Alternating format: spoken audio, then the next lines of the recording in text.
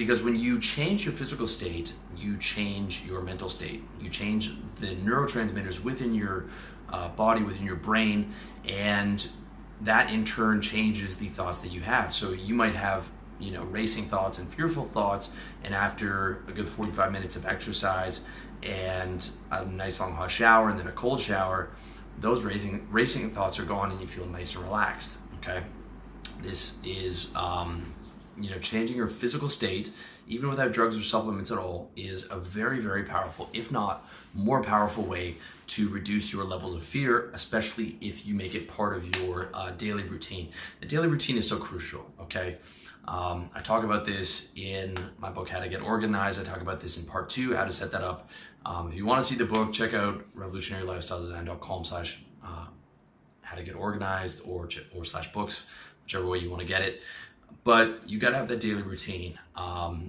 If you are serious about lowering your level of fear and anxiety and stress, you have to have a daily routine so that everything is running smoothly, okay? And this is especially true when it comes with your physical state, because there are 5 key things that you have to do, and we are much more human than we want to admit, okay? When I was younger and I started really reading personal development, I was like, man, I'm gonna be able to control my state so well. I'm gonna be able to eat whatever I want, and it doesn't work that way, okay? We are much more human than we think we are. Your physical state and your well-being very much depends on what you ate that afternoon, okay? If you went in and ate something shitty and you ate too many carbs, you could be feeling very depressed and lethargic, even though you were in a great mood before that. This is especially true as you get older. I'm gonna be 35 this year, and every single year, the diet and everything being in check becomes much more important, which sucks because I love to eat, and I love to eat all kinds of food, especially the food that's not healthy for me. So, but it is what it is, okay? And the reward you get from controlling your state is the fact that you get to live. It is very, very helpful for creating a low fear lifestyle, okay? So the 4 key things that I'm gonna focus on here are sleep, diet, physical routine, and supplements. And they are all, I would say, equally important, all right? The idea is fear comes from a lack of neurotransmitters, okay? You've got acetylcholine, you've got dopamine, you've got serotonin, you've got GABA. Any very low levels of any of those neurotransmitters is gonna be bad news. However, the big 2 to watch for are serotonin and GABA, okay? Serotonin is the one that the SSRIs, or the prescription antidepressants and anti-anxiety drugs, focus on, whereas GABA is the one that Phenibut and alcohol focuses on, okay? The ones that make you feel relaxed. Also your opiates are something to take into account. Then that's what the feeling you get of relaxation that you get from kratom or exercise. And the entire way that you feel is based on the chemicals within your brain, okay?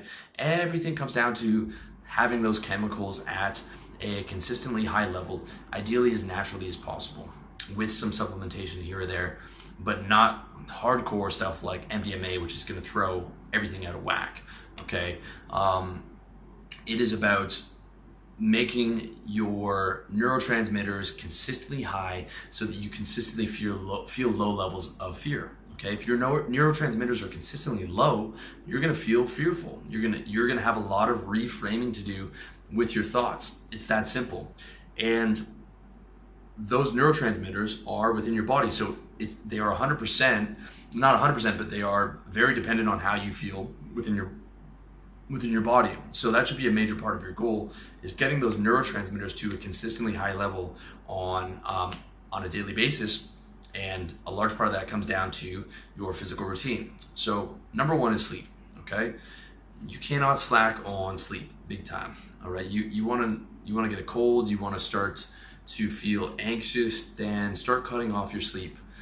Look at anybody who has a young child where they only get 2 or 3 hours of sleep at night and they're constantly getting up.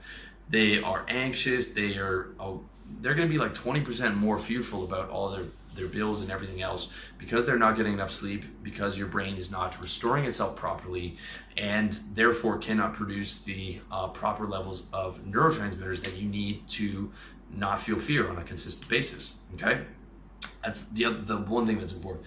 Quality sleep is just important. Okay, over there in that corner, I have a CPAP machine because I snore and stop breathing during my sleep. One part of that is the hockey stick I took to the nose in grade 5 that deviated my septum. Another part is like, apparently I have a naturally small throat and a long tongue. I went and got it checked to the doctor, and it's like, he was surprised because I wasn't overweight, but I had those symptoms. Every girl I slept next to said that it sounds like you're dying. And it pretty much took me until last year where I was like, you know what, I better get that checked out before I die in my sleep. And I had sleep apnea, so I sleep with a fucking Darth Vader mask. I haven't noticed a ton of a difference, but I do feel good knowing that I am getting air and I'm not waking up 200 times a night. And I'm probably getting a lot of cumulative benefits from that, and benefits that will occur throughout the years.